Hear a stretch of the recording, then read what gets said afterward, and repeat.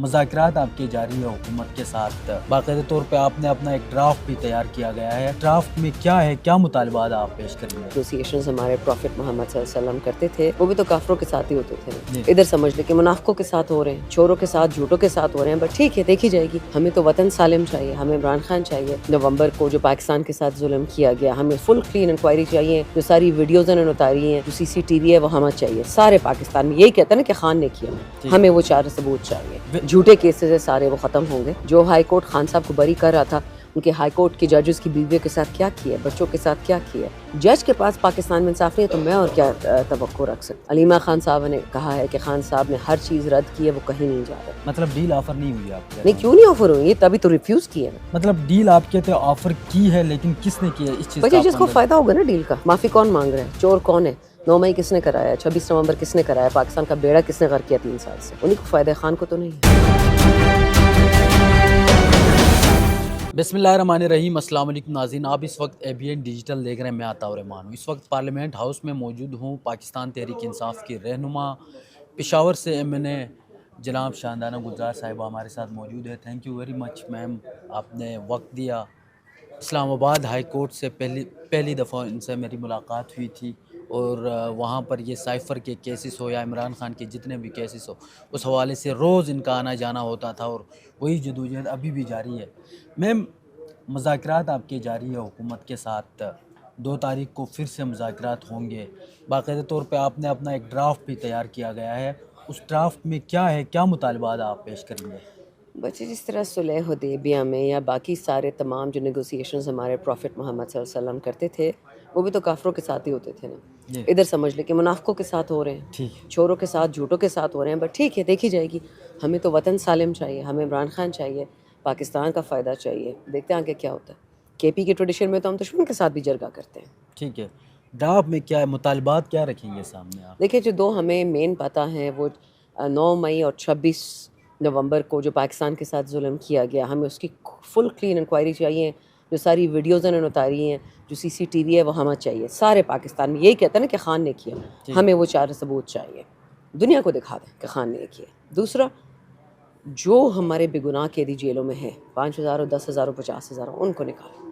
This is not acceptable. Obviously committee نے یہ بات کہی تھی، حامد رضا صاحب نے اور سر کیسر صاحب نے، کہ ہمیں سب سے پہلے خان کی رہائی چاہیے. بٹ خان نے اپنی رہائی کبھی نہیں مانگی. ان کو کتنی دفعہ آفر ہوئی ہے، سب جیل چلے جاؤ، بنی گالا چلے جاؤ، زمان پاک چلے جاؤ، پشاور چلے جائیں. بٹ ہی سر سوری، جب تک میرے لوگ جیلوں سے نہیں نکلیں گے میں کہیں نہیں جا رہا. تو پھر میم ہم نے دیکھا کہ کافی ٹائم پہلے سے، جب سے 9 مئی ہوا ہے، اس کے بعد 1 مہینے بعد رہائی ہوگی، پھر کا 2 مہینے بعد ہوگی.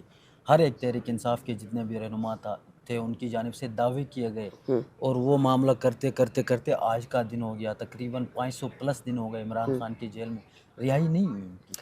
نہیں، اگر خان صاحب ڈیل کرنا چاہتے تو پہلے دن آ جاتے ہیں چوروں کی طرح، لنڈن بھاگنے والے. خان اس طرح نہیں ہے. تو ڈیل کے بغیر کوئی راستہ نہیں نکل سکتا؟ عدالت، قانون، انسانیت، آئین. عدالت آپ دیکھیں ابھی آئینی بینچ بن گیا ہے سپریم کورٹ میں.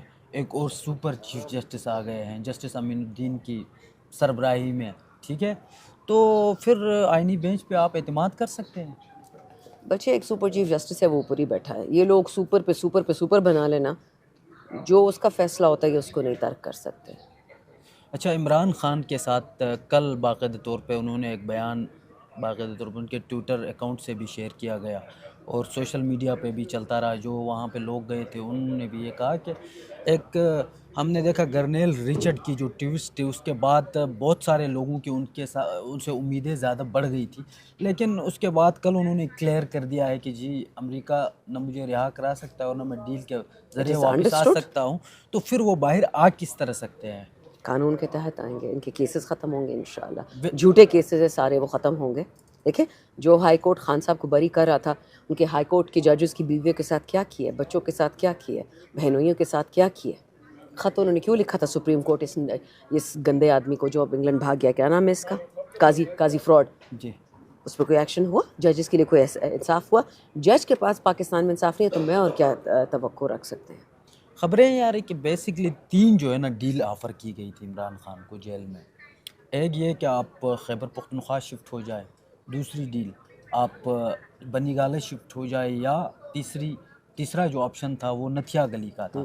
کیا یہ ڈیل کی جو خبریں اندر کوئی کسی نے آفر کی تھی ڈیل جیل کے اندر یا نہیں کی تھی؟ I have absolutely no idea, but جتنا میں نے سنا ہے علیمہ خان صاحب نے کہا ہے کہ خان صاحب نے ہر چیز رد کی ہے، وہ کہیں نہیں جا رہے جب تک ان کی بے گناہ قیدی نہیں رہا ہوتے، خان صاحب کہیں نہیں جا رہے. مطلب ڈیل آفر نہیں ہوئی آپ کہہ رہے نہیں ہیں؟ کیوں نہیں آفر ہوئی؟ یہ تبھی تو ریفیوز کیے نا.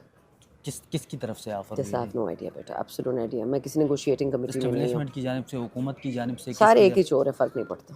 ساری ایک ہی چور ہے. آج کلیئرلی بات بھی نہیں کر رہی سائنسدانہ گلزار صاحبہ. مطلب ڈیل آپ کہتے ہیں آفر کی ہے، لیکن کس نے کی ہے اس چیز کا بچے آپ جس کو اندازہ؟ فائدہ ہوگا نا ڈیل کا. معافی کون مانگ رہا ہے؟ چور کون ہے؟ 9 مئی کس نے کرایا؟ 26 نومبر کس نے کرایا؟ پاکستان کا بیڑا کس نے غرق کیا 3 سال سے؟ انہیں کو فائدہ ہے، خان کو تو نہیں ہے. اچھا ٹھیک ہے، اب ہم ایک اہم ایشو کی طرف آتے ہیں، کیونکہ کل میں ایک انٹرویو کر رہا تھا، پرسوں سوری، تو ایبٹ آباد کا ایک لڑکا تھا آپ کا، تو وہ 26 نومبر میں آیا تھا ادھر، یہاں پہ ڈاکٹر ہے، وہ نرسنگ ہیڈ ہے ایوب میڈیکل کمپلیکس میں. تو وہ یہاں احتجاج پہ آئے، راستے میں بھاگتے ہوئے اس کو اٹک پولیس نے گرفتار کر لیا. تقریباً یہ 13 تاریخ کو اس کی رہائی ہو گئی. جب وہ واپس چلے گئے تو وہاں پر اس کی کو سسپینڈ کر کے اس کے اوپر انکوائری بٹھا دی گئی. یا آپ کی اپنی حکومت ہے خیبر پختونخوا میں، لوگوں کو پہلے تو آپ نے خود کال دیا آ جائیں، جو لوگ آئیں، پھر مجھے آپ کی نہیں جو پتا کہ حکومت یہ کی جو ہوا ہے کہ نہیں ہوا، بٹ اگر یہ ہوا ہے تو ہوا ہے، میں نے انٹرویو اگر بھی جو کیا ہے. ڈاکٹر امجد ہیں ہمارے MNA ہیں، advisor on health to KP government, اور ڈاکٹر اور احتشام صاحب ہمارے MP ہیں، advisor to CM on health, میں دونوں سے بات کروں گی کہ دس از ناٹ ایکسیپٹیبل. اگر ان کے کانٹریکٹ، نوکری کا جو کانٹریکٹ تھا اس میں ان کوئی وائلیشن کی ہے تو سمجھ آتی ہے، لیکن KP گورنمنٹ بحیثیت PTI اپنے ورکر کو کیسے سزا دے سکتی ہے؟ میں آپ کو ڈیٹیل بھی بھیج دوں گا میم. پلیز. اس کے ساتھ ساتھ آپ کو ایک اور بات، یہ اہم سوال ہے بڑا، چونکہ 26 نومبر جب سے ہوا اس رات کو ہم نے بھی دیکھا کیا ہوا، ہم بھی وہاں پر موجود تھے. میں بھی تھی. جی بالکل آپ تھی، بالکل لاسٹ تک کھڑی تھی. یہ بات میں ایکسیپٹ کرتا ہوں، لاسٹ تک آپ کھڑی رہی ہے الحمدللہ. بالکل.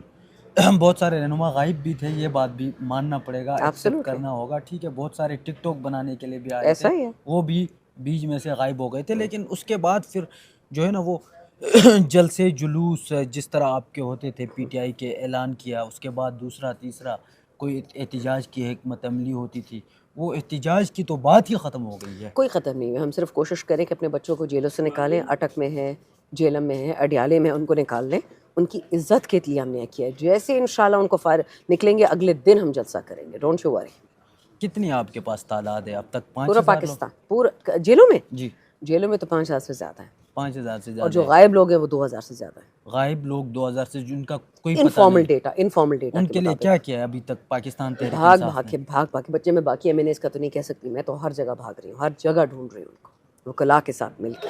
معظم بٹ ہیں ہمارے KP کے، اس طرح ان کے ساتھ شاداب جعفری صاحب جو ہیڈ ہیں ILF کے، ان کو تو میں اتنا تنقید دن میں کتنی کالیں کرتی ہوں کہ میرے لوگوں کو ڈھونڈو، میرے لوگوں کو نکالو. الحمدللہ ہمیرا ایڈوکیٹ ہیں، اسی طرح عدیل بٹ ہیں، راشد بھائی ہیں، زاہد بھائی ہیں، یہ چھوٹا بچہ ہمارا برکی، اسی طرح عتیق بھائی، آمنہ علی، ایڈوکیٹ عائشہ، علی عمران. بہت لوگ ہیں ہمارے وکلاء جو بھاگ رہے ہیں. ڈیڈ باڈیز ابھی تک کلیئر نہیں ہوئی. کوئی کہتا ہے 12 ہے، کوئی کہتا ہے 13 ہے، کوئی بچے کہتا ہے مسلمانوں 15 کی ہے. لاشیں ہیں، ظالموں نے چھپائی ہوئی ہیں. کچھ کو تو سنا کیمیکل سے خراب بھی کیا، لیکن ایک بھی تھا یا 3,000 تھے؟ کیوں گولی کیوں چلائی؟ نہیں پھر بھی ایک تعداد تو ہونی چاہیے نا، کہ اتنے بچے ہمارے تعداد تو کارکنان. تب پتہ چلے گی جب لاشیں ہمیں دیں گے نا. ہمیں کیسے پتہ تعداد کیا ہے؟ ویسے اس دن ڈی چوک پہ میں خود موجود تھا، میرے سامنے ایک بندے کے سر پہ گولی لگی ہے، اور میں بالکل جیو نیوز کے سنائپر نے. ہاں بالکل جیو نیوز کے آفس کے بالکل سامنے میں موجود تھا. وہ لمحہ میں 5 دن تک کومے میں چلا گیا تھا. بالکل میں کسی سے بات بھی میں کور بھی نہیں کیا ہے. تو 5 دن بعد جو ہے نا باقاعدہ طور پہ پھر سکتہ ہو گیا تھا آپ کو. ہاں وہ ہو گیا. اس کے علاوہ بھی 2-3 لوگوں کو میں نے، یہ تھا تقریباً 4 بجے کا واقعہ، تو رات کے اس کا اپڈیٹ کا پتہ نہیں چل سکا. 2,000 لوگ تھے ہم، اور ہم جی پہ اوپن فائرنگ ہو رہی تھی، لائٹیں آف تھی، اور ایسی، اور وہ گولیاں نہیں چلا رہے تھے وہ جو سنگل والی ہوتی ہے، وہ اتنی بڑی بڑی گولیوں والی چلا رہے تھے. اور میں حیران تھی، میں کہا ہم پہ چلا رہے ہیں، ابھی نندن کلبھشن پہ نہیں چلا ہے، ہم پہ چلا رہے ہیں. لیکن ٹھیک ہے صاحب، رب العالمین کرے گا، کسی ایک کو نہیں چھوڑے گا. جو میں نے بد دعا دی ہے خاص کر سنائپرز کو، کہ آپ جہاں سے بھی آئے تھے، آپ جس ملک کے بھی تھے، اللہ آپ کے ہاتھ توڑ دے، آپ کے بچوں کے ہاتھ توڑ دے. میں نے کبھی کسی کی اولاد کو بد دعا نہیں دی، میں نے کہا جس طرح آپ لوگوں نے ہمارے لوگوں پہ سنائپر کی سر کی شاٹ کی، اللہ آپ پہ وہ کرے. آپ آخری لاسٹ تک وہاں پر کھڑی رہی تھی، ٹھیک ہے. تو کیا ہوا تھا اس میں؟ آپ نے کیا دیکھا؟ قیامت تھی بچے. اس وقت تو ٹیئر گیس اتنی تھی, میرے تو آواز ابھی تک نہیں نکل رہی ہے. بہت ڈیمیج کیا ان لوگوں نے ہمارے لنگس کو, ہمارے گلے کو. ٹیئر گیس بڑھاتے گئے اور فائر ہمارے کان کے قریب تھا. جی.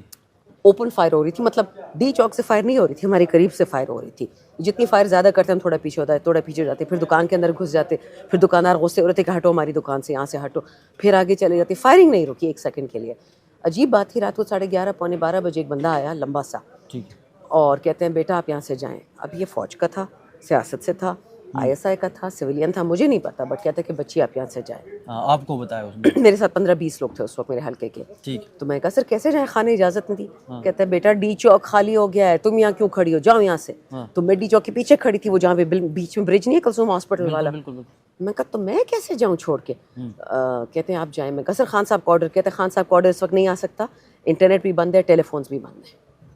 لیکن اس وقت مجھے نہیں یاد کہ 11:30 تھے, پونے 12 تھے, اس طرح کچھ تھا. اور کنٹینر کارکنان نے جلایا تھا یا کس نے جلایا تھا؟ تیلی کس کے پاس تھی, بندوق کس کے پاس تھی؟ بہت سارے لوگ یہ کہتے ہیں کہ کنٹینر خود جلایا گیا تھا. اچھا بالکل. ہاں, جیسے پاکستان خود بخود غریب ہو گیا, ان بیچاروں کا تو کوئی ہاتھ ہی نہیں تھا نا, یہ تو معصوم ہے.